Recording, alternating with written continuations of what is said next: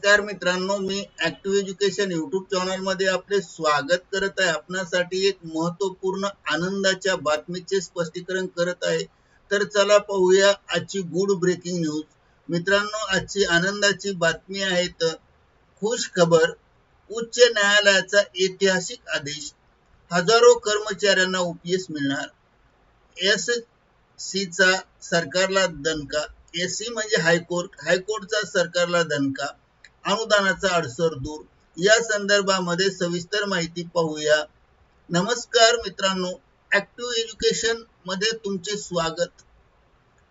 आजची बातमी हजारो कर्मचाऱ्यांच्या आयुष्याला कलाटणी देणारी आहे।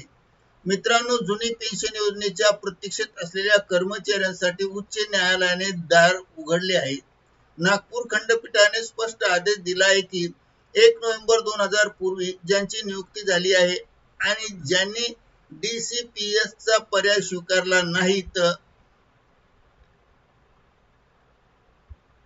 अशा सर्वांना जुनी पेन्शन योजना लागू करा। अनुदानाचा अडसर आता संपला आहे। शासकीय व निमशासकीय कर्मचाऱ्यांसाठी आताच्या घडीची सर्वात मोठी दिलासादायक ब्रेकिंग न्यूज घेऊन आलो आहे।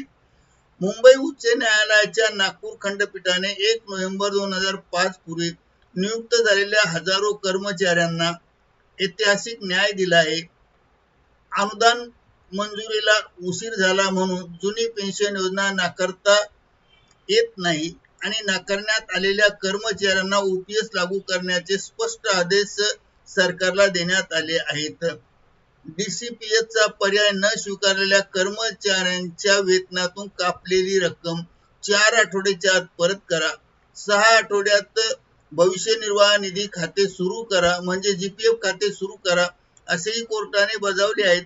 पाहूया संपूर्ण निकालाची माहिती।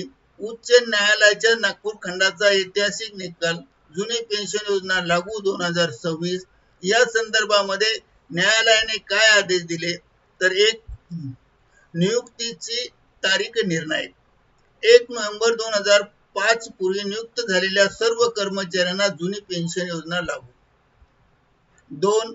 अनुदानाचा अडसर दूर। 100% अनुदान उशिरा मिळाले तरी उपीएस नाकारता येणार नाही। औरंगाबाद खंडपीठाच्या संदर्भाचा आधार घेतला। 3. DCPS रक्कम परत। नव्या अंशदायी पेन्शन योजनेत वेतनातून कपात केलेली रक्कम 4 आठवड्यात कर्मचाऱ्यांना परत करा।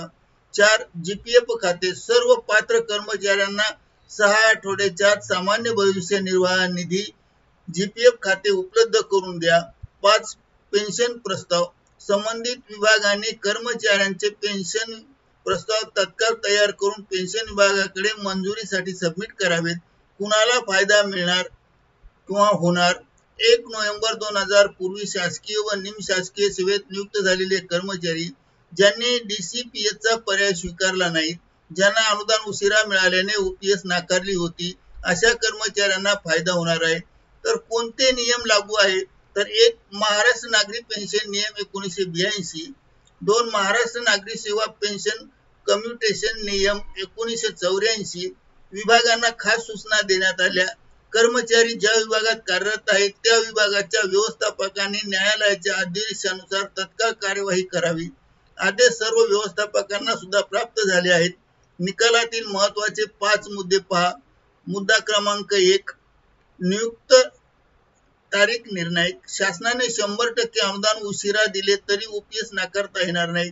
दुसरा मुद्दा, DCPS अंतर्गत वेतनातून कापलेली रक्कम 4 आठवड्यात कर्मचाऱ्यांना व्याजासह परत करा। मुद्दा क्रमांक 3, 6 आठवड्याच्या आत सर्व पात्र कर्मचाऱ्यांना त्यांना GPF खाते सुरू करा। मुद्दा 4, पेन्शन प्रस्ताव तत्काळ तयार करून मंजुरीसाठी पाठवा। विभाग प्रमुखांनी स्वतः लक्ष घालावेत। मुद्दा क्रमांक 5, महाराष्ट्र नागरी सेवा नियम 1982, 1984 आणि GPF नियम लागू राहतील। कोणाला फायदा होणार आहे तर या योजनेचा हा निर्णय कोणासाठी आहे? शासकीय, निमशासकीय, जिल्हा परिषद अनुदानित महाविद्यालयातील सर्व कर्मचारी ज्यांची नियुक्ती 1/11/2005 पूर्वी झाली आहे। महत्त्वाची अट म्हणजे DCPS चा पर्याय निवडला नसावा उत्तर अनुदान 2006, 2008 आणि 2010 ला आले असले तरी तुम्ही त्यांना ओपीएस साठी पात्र आहात. पुढे काय करावे? मित्रांनो, निकालाची प्रत तुमच्या विभागाला मिळाली आहे. त्वरित आपल्या आस्थापना विभागाकडे लेखी अर्ज द्या. नियुक्तीचा आदेश डीसीपी न स्वीकारल्याचे प्रतिज्ञापत्र 4 आठवड्यात पैसे परत न आल्यास कोर्टात अवमान याचिका दाखल करता येते. म्हणजे हायकोर्टात अवमान याचिका दाखल करता येईल. तर मित्रांनो, उच्च निर्णयाच्या या निर्णयामुळे राज्यातील हजारो कर्मचाऱ्यांनी वर्षानुवर्ष लढ्याचा यश मिळाले. अनुदान, प्रशासकीय दिरंगाई या कारणामुळे नाकारलेली जुनी पेन्शन योजना मिळण्याचा मार्ग आता मोकळा झाला आहे.